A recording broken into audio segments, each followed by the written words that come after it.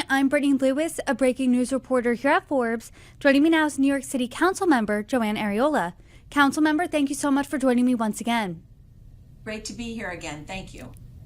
There's been big news for New York City the past couple of days. I want to talk about a verdict that was reached on Monday.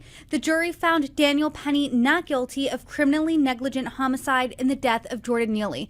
And I'll recap the case for the viewers just in case they're not aware. So in May of 2023, Penny, a Marine veteran, used a chokehold on Jordan Neely, a homeless black man on the subway who witnesses said was threatening them and acting erratically.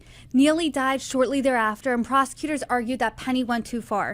This has really been a controversial case, as you know. It's bringing issues like race, crime, mental illness, and homelessness to the forefront of a national dialogue. So first, to start the conversation, what is your reaction to the verdict?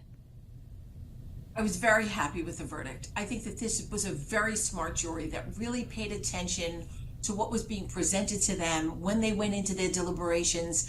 They immediately sent notes out, wanting questions answered, wanting to review videos, wanting a redirection from the judge, as matters of the point of law. And I knew that they knew that a lot was at stake. Yes, a person had lost their life, but a person's freedom was also at stake. So they knew that their decision was going to be impactful. No matter which way the verdict went, they knew it would be impactful, but they wanted to make sure they were making the right decision. And I do believe the verdict was correct. So you think the decision was right. Reaction has been divisive and mixed, as I'm sure you know. Penny has been called everything from a killer to a good Samaritan to a hero. People have also said that this indicates that we don't view the homeless as human, or that the system has failed Jordan Neely at every turn. What do you make of the reaction here?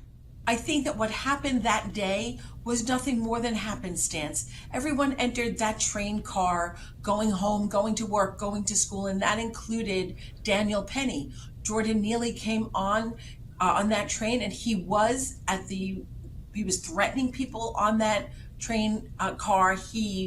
It was testified to by multiple people who were on that train car that they felt that their lives were in danger, and Daniel Penny stepped up when no one else did. Has this sparked any conversations in City Council when it comes to mental health? Because you did note that the system did fail Jordan Neely. I talked with one of your colleagues, Councilmember Caban, earlier today, and she said as well that the system failed here. So any solutions within City Council? We talk all day, every day about mental health awareness, putting more dollars towards mental health. And guess what? They don't get the dollars that everybody's talking about. So it's time to stop talking, start opening facilities, start treating people with mental illness, start doing more outreach for awareness. And it has to come from the state, the federal government, and the city. We have to deal with emotionally disturbed people. They are running our streets. We're seeing more and more of it, especially with homeless population.